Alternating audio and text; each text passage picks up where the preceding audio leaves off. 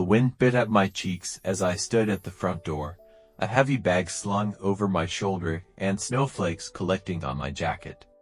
Andrew's porch light flickered to life, and the door opened before I could knock. There he was, my dad's best friend, grinning warmly, his eyes crinkling at the corners. "Jones," he greeted, his voice rich and familiar, drawing me into the warmth of his house. The scent of pine and cinnamon hit me immediately, the air humming with holiday coziness. "Thanks for letting me crash here," I said, stepping inside and shaking off the snow. My dad's flight had been delayed, leaving me to spend the night with Andrew before he arrived tomorrow. "No trouble at all," he replied, taking my bag and setting it aside. "You must be frozen." "Hot cocoa," I nodded, grateful, as he moved to the kitchen. The house was just as I remembered, neat, welcoming, but now there was something different. Maybe it was the festive decorations or the way Andrew seemed more relaxed, wearing a fitted sweater and jeans instead of his usual business attire. He returned with a steaming mug, handing it to me as we settled into the living room. "How's college treating you?" he asked, his gaze steady but kind. I took a sip, letting the warmth spread through me. "It's good. I mean, it's a lot, but good. Just happy to have a break. You've grown," he said after a pause, his voice softer. "I remember when you were just a kid tagging along with your dad." I laughed lightly, shifting in my seat. "And you're still exactly the same. House looks great, by the way." "Thanks," he said, running a hand through his hair, clearly pleased. "I've been trying to make it feel festive, you know, not let the season slip by." I glanced around, noticing the subtle but perfect decorations: a tree in the corner, ornaments that sparkled in the dim light, a garland on the mantel. It felt warm, intentional, like everything Andrew did. He had this way about him, a quiet charm that pulled people in. As we talked, I found myself watching him more closely than I intended. There was something about the way he carried himself, confident, steady, yet somehow approachable. Andrew's voice broke the silence as he gestured toward the Christmas tree in the corner. "I didn't have time to finish decorating. Care to help?" I shrugged, trying to sound nonchalant. "Sure. Why not?" We pulled out boxes of ornaments and lights, the living room quickly filling with a mix of cheerful chaos and faint tension that I couldn't quite define. Andrew untangled the lights with practiced ease, while I worked on sorting ornaments. His hands moved with a kind of calm efficiency that made it impossible not to watch him.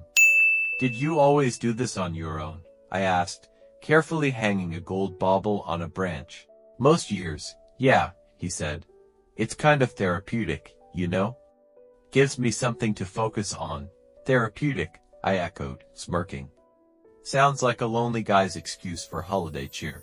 He laughed, the sound rich and unguarded, and the corner of his mouth tugged into a smile that made my chest feel oddly tight. "Maybe," he admitted, "but there's something nice about doing it my way. No one to argue over where the star goes." "You mean you've never had anyone to fight over Christmas decorations with?" The words slipped out before I could stop them, but Andrew didn't seem fazed. "Not in a long time," he said, his tone shifting slightly, quieter now. "Relationships aren't really my strong suit, I guess." I paused, holding a snowflake ornament in my hand.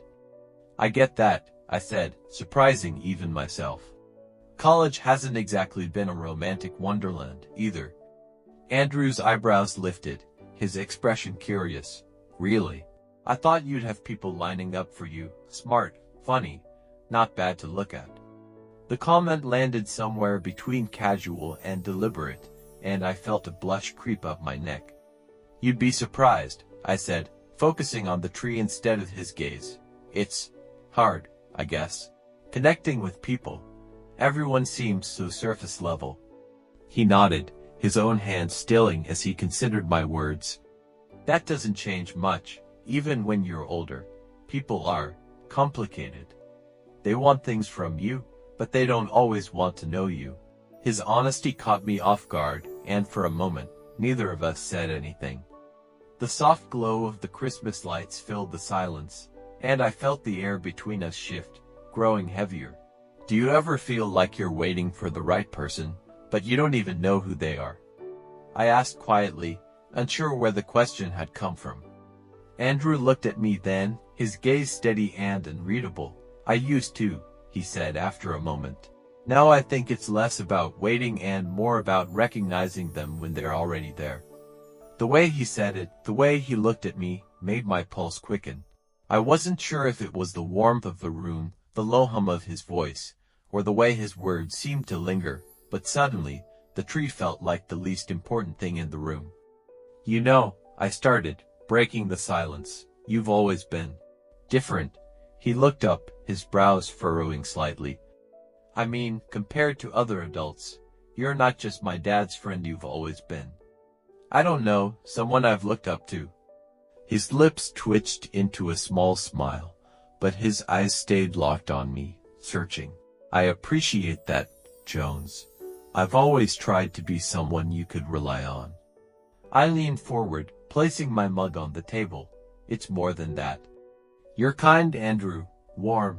It's rare to find someone who makes everything feel safe, like being around you just makes sense.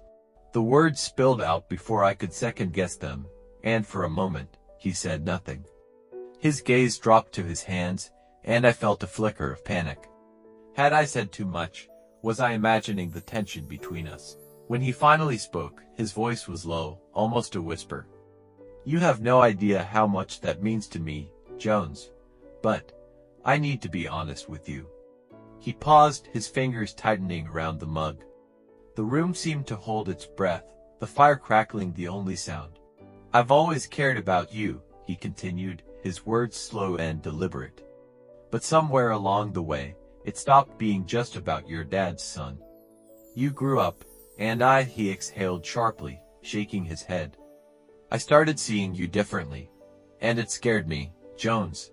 It still does. My chest tightened, his confession hitting me like a wave. He looked at me then, his eyes filled with something I couldn't quite name: fear, longing, hope. I opened my mouth to speak, but no words came. My mind raced, memories of small moments suddenly snapping into place, making sense in a way they hadn't before.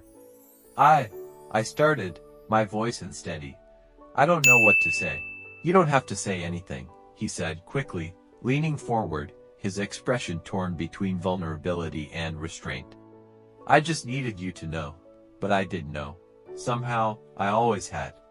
I just hadn't let myself see it. I think, I said slowly, that part of me has always felt it too. I just didn't know what it was. His eyes widened, the tension in his shoulders easing slightly. Jones. Before he could say more, a loud knock at the door broke the moment. We both froze, the spell shattered.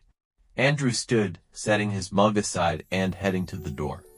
Through the frosted glass, I could make out a figure bundled in a thick coat. Andrew opened the door to reveal a cheerful woman holding a small tray of cookies. Hey, Andrew. I saw your lights on and thought I'd check in. Need help with anything? Snow's piling up pretty fast. Andrew smiled politely, glancing back at me. Thanks, Corinne, but I'm all set. Jones has been a big help tonight. Her eyes flicked toward me, and she grinned. Well, isn't that sweet? You're lucky to have such good company. Andrew nodded, his smile warm but firm. I am. Thanks again, Corinne. Stay warm.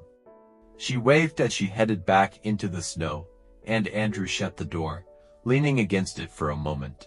When he turned back to me, his expression softened, the weight of the interruption fading. Where were we? He asked, his voice quieter now, as though the room itself demanded we return to what had just unfolded. I stood, closing the space between us, the words coming more easily this time. I think we were figuring out what this means. His smile returned, tentative but real, and for the first time that evening, I felt the tension in the air ease, not because it had disappeared, but because it had finally found its place. I shifted slightly, my heart pounding. Do you ever think about what would happen if you didn't act on something you really wanted? Like, if you let the moment slip by, would you regret it? His eyes met mine, and for a long second, he didn't answer. The firelight reflected in his gaze, But there was something deeper there, uncertainty, maybe even fear. I think, he began slowly, his voice measured, that sometimes the hardest thing isn't knowing what you want. It's allowing yourself to have it. I swallowed hard, my pulse racing. And this, right now, is this one of those times?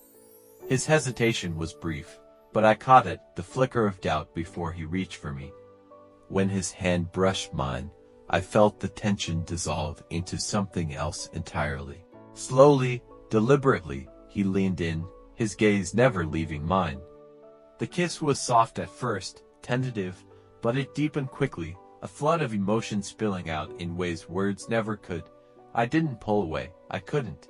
It felt like everything I'd been ignoring, everything I hadn't let myself see, was suddenly undeniable. His arms wrapped around me, and I leaned into him, my own hands finding his shoulders. The crackle of the fire faded into the background, replaced by the sound of our breaths, the way his touch sent sparks skittering across my skin. It was overwhelming and grounding all at once, a mix of newness and inevitability. When we finally pulled apart, I stayed close, my forehead resting against his. The weight of what had just happened settled over me, and with it, a surge of doubt. "What about my dad?" I whispered, the words barely audible. "What if he finds out?" Andrew's hand moved to my cheek, his thumb brushing against my skin.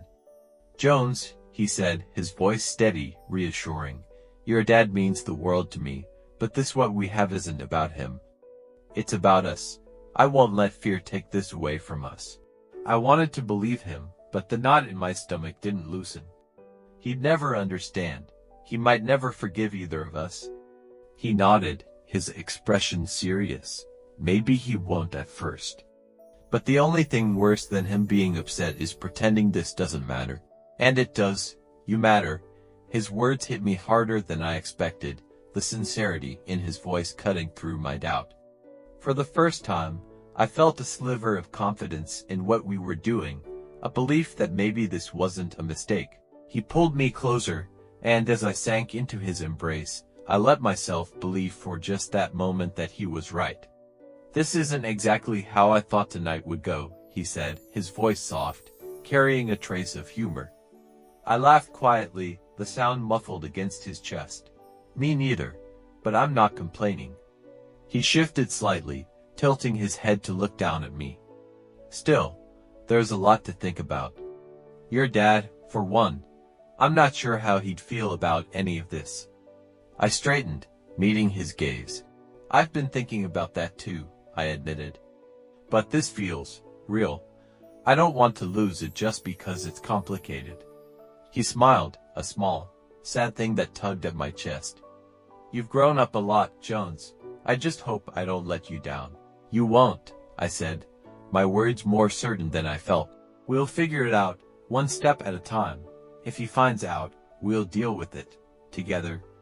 The way he looked at me then, like I'd said something that gave him hope, made me believe it could actually work. He reached out, brushing a strand of hair from my face. "You're braver than I am," he said quietly. I leaned into his touch, my heart steady now. "Maybe, or maybe I just know what I want," he chuckled, pulling me closer. "You really are something, you know that?" We sat like that for what felt like hours, the fire slowly dimming as the room grew quieter. Outside, snow began to fall again, blanketing the world in white. My eyes grew heavy, and before I knew it, I was drifting off in his arms, the warmth of the moment lulling me into sleep. The sound of a car engine jolted me awake, followed by the crunch of tires on snow. My heart leapt into my throat as I realized what was happening. "Andrew," I whispered, sitting up abruptly. "It's him." Andrew's face went pale, his expression shifting from calm to shock in an instant. He stood quickly, smoothing his hair and straightening his sweater. "I thought he wasn't coming until later," he muttered under his breath. The front door opened before either of us could move. My dad stepped inside, his suitcase in one hand, snow dusting his jacket. "Morning," he called out cheerfully, glancing up and freezing when he saw us sitting by the fire. I scrambled to my feet, my face burning as I tried to think of something to say. Andrew recovered faster, stepping forward with a smile that was just a little too forced. "You're early," he said, his tone light but his posture stiff. "Yeah," my dad replied slowly, his eyes darting between us. "Figured I'd beat the traffic." The silence stretched, heavy and awkward, before I finally managed to speak. "Good to see you, Dad. How was the trip?" He frowned slightly but didn't push, nodding instead. "Long. Let's get your stuff and head out." Andrew and I exchanged a quick glance, the unspoken tension crackling between us. As I grabbed my bag, I hesitated, turning back to him for a moment. "We'll talk soon," I said quietly, so only he could hear. A faint smile tugged at his lips. "Promise me you'll come back," he murmured. "We've got plenty of time to do all the crazy things we didn't get to."